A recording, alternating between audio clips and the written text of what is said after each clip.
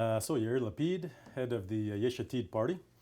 There was a lot of expectations from President Trump when he took office. It's been several months now. He's making his first visit to Israel next week. What are you expecting him to do when he's here? Well, first of all, we are encouraged by the fact that he has decided to make his first international trip here. And we didn't miss the fact that, he's traveling to the capitals of three major religions. I mean, he's going to be in Saudi Arabia, Mecca and Medina, Jerusalem for the Jews, Rome, Vatican. So it has symbolic significance and symbolic works in these areas. And the fact that he has shown interest in trying to restart negotiation towards an agreement with the Palestinians I don't know if it's reassuring, but it's encouraging. Well, anybody can start negotiations, but do you think that Trump is the deal maker that can actually bring a deal to this region? Well, we don't know yet, but not doing anything is also a choice, and it is usually a bad one. And the fact that he wants to be proactive, and the fact that after quite a long time that nothing happened, somebody is trying to push some sort of an envelope is a good sign. I mean, now we all have to be cautious. In the past, when they started something and didn't know how to materialize it, we had violence bursts. So it's not a good thing. And yet, again, I prefer that to somebody who says, okay, I'm going to sit on my hands. Mm-hmm. I know you have aspirations to be prime minister, and the polls show you running neck and neck with the Likud party if elections were held now. If you were prime minister now and President Trump was coming, what would you advise him to do on the peace process? I wouldn't advise him. I will tell him what is important to us. What is important to us is the security of our people. Israel was never, unlike what some people say, was never the obstacle. I mean, look at what happened in the disengagement. We left Gaza.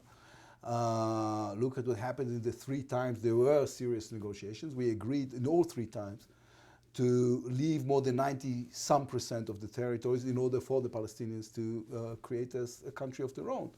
And they refused. So I don't think we are the problem here. So my advice to him is, why don't you talk with the Palestinians, see if they're serious about the creation of their own state? Because there's something easy and addictive about victimizing yourself forever. And this is what the Palestinians are doing. If they want to be proactive, my father came here after World War II. He didn't travel around with the key to his house in Europe. He took the responsibility, the necessary responsibility of creating a state, of building an army, building an economy, building, I don't know, healthcare, building child support, all the essentials of what a country is. Yeah. One subject that'll surely come up is Jerusalem. And there were a lot of expectations that Trump would move the embassy here the day after he took office. Lately, we've seen his Secretary of State, Tillerson, hinting very strongly that he's not going to move it anytime soon. What do you think he should do about the embassy? Well, if I may correct the premise, what Secretary Tillerson actually said, he said they're going to check with the Israelis whether or not it's helpful in this time to the peace initiative to move the embassy. And since I'm one of the Israelis, the answer is yes, it is helpful. Because if you want to negotiate, you'll better start with telling the truth to each other. And Jerusalem is the capital of Israel. Jerusalem is always be unite and the capital of Israel, because countries do not divide their own capitals. I mean, nobody would ever ask the Americans to give half of Washington, or the French to give half of Paris. So we're not going to give anything in Jerusalem, and this is where the embassy should be. Now, this is an American policy. Let me remind you. There is an American decision to move the embassy. They're just signing the waiver every 6 months. So all they have to do is not sign the waiver, and we'll have an American embassy here. There might be upheaval for a day or two, and you know what? But neither Israel or the United States is making policies according to threats. So nobody should threaten us about what is it that we think is right to do, nor the Americans. Yeah.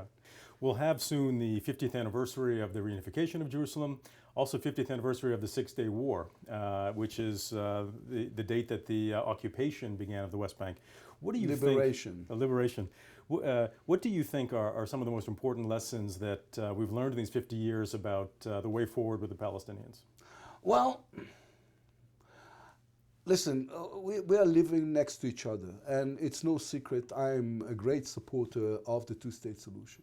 And but again, going back to what I said before, this is about taking responsibility. Because, you know, I go around the world, I see all those demonstrations, we see people are saying, free Palestine. What kind of Palestine do you want to liberate? I mean, we live next to a society, in Gaza, not far from here, they're hanging gay people from telephone poles. And it's okay for a husband to beat his wife. And their idea of democracy is not having an election for more than a decade now. So, again, take the responsibility. Make sure that you're doing things that are positive. Not, when they talk about, for example, the right of return, in 1948, and I know nobody cares about facts anymore, but I'm going to try anyway.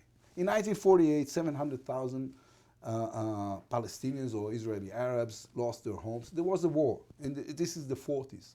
Hundreds, tens of millions of people lost their homes, including my family. And so, but these 700,000 Palestinians, very few still live. And yet, they claim now they have 5.5 million Palestinian refugees, because the Palestinians are the only people on earth who says we are entitled to inherit the stature of a refugee. It's so, I mean, even if you were born in an apartment in Paris in the Quartier Latin, you're a Palestinian refugee. If you have a villa in Qatar, you're a Palestinian refugee. This doesn't make any sense. This doesn't help. So what is it that we learned? In order to create a life for yourself, you have to take responsibility, not keep complaining about how terrible was it for you. So the Prime Minister, one of his main points is that until now the peace process has been kind of handled backwards, that there's this idea that you make peace with the Palestinians and the rest of the region will fall into place. He says, you make a regional peace and then the Palestinian part of the puzzle will fall into place. Which of those two approaches do you think makes more sense? Well, it's a combination of the two. I've been talking now for 2.5 years about the concept of a regional conference as the gate for a process. Because there are players there that are going to be game anyway. I mean, you cannot talk about Gaza, for example, without involving the Egyptians, because they have a border with Gaza. You cannot talk about the Jordan Valley without involving the Jordanians. You cannot talk about establishing a Palestinian state without the Saudis and the Gulf states who are supposed to sponsor and help the establishment of the state. So they are there anyway. And therefore, it makes sense to start, and you know what, I say something else. You have to remember that since the Oslo Accords, there have been 11 rounds of bilateral talks, all came up to the same nothing. I was deeply involved in the last one because I was still in government.